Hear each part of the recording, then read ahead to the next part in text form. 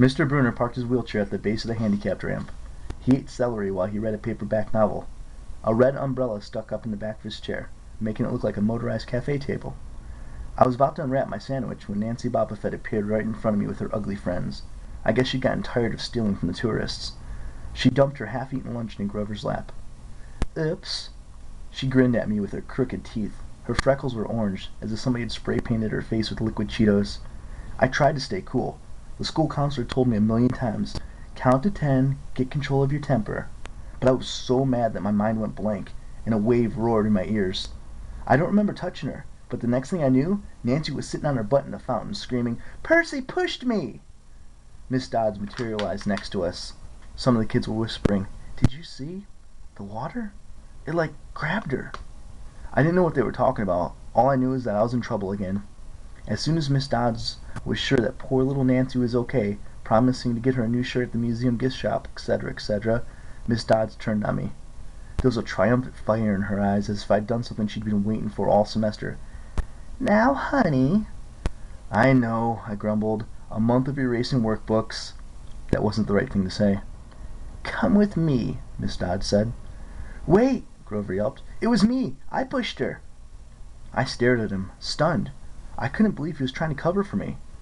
Miss Dodds scared Grover to death. She glared at him so hard that his whiskery chin trembled.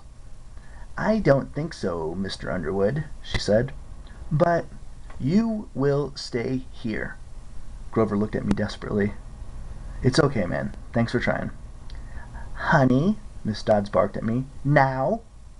Nancy Bobofet smirked. I gave her my deluxe "I'll kill you later" stare. Then I turned to face Miss Dodds, but she wasn't there. She was standing at the museum entrance, way at the top of the steps, gesturing impatiently for me to come on. How'd she get there so fast?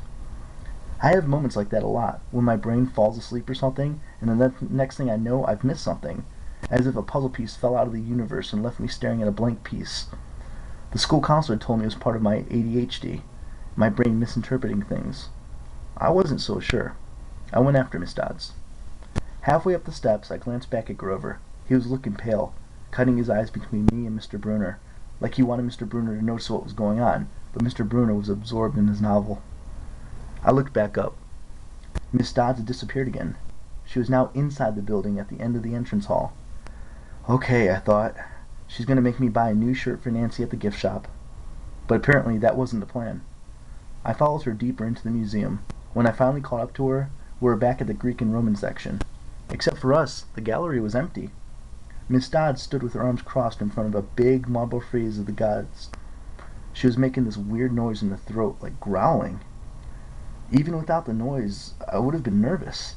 It's weird being alone with a teacher, especially Miss Dodds. Something about the way she looked at frieze that she wanted to pulverize it. "You've been giving us problems, honey," she said. I did the safe thing. I said, "Yes, ma'am."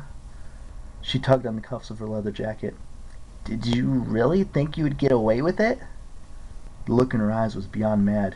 It was evil. "She's a teacher," I thought nervously. "It's not like she's going to hurt me." I said, I'll try harder, ma'am." Thunder shook the building. "We are not fools, Percy Jackson," Miss Dodd said. "It was only a matter of time before we found you out. Confess, and you'll suffer less pain." I didn't know what she was talking about. All I could think of was that the teachers must have found some illegal stash of candy I'd been hiding in my dorm room. Or maybe they'd realized I'd gotten my essay on Tom Sawyer from the internet without ever reading the book. Now they were going to take away my grade. Or worse, they were going to make me read the book. "Well?" she demanded. "Ma'am, I don't—" "Your time is up," she hissed. Then, the weirdest thing happened. Her eyes began to glow like barbecue coals. Her fingers stretched, turning into talons. Her jacket melted into large, leathery wings. She wasn't human. She was a shriveled hag with bat wings and claws and a mouth full of yellow fangs, and she was about to slice me to ribbons. Then things got even stranger. Mr. Bruner, who'd been out in front of the museum a minute before, wheeled his chair into the doorway of the gallery, holding a pen in his hand. "What ho, Percy!" he shouted, and tossed the pen through the air. Miss Dodds lunged at me. With a yelp, I dodged and felt talons slash the air next to my ear.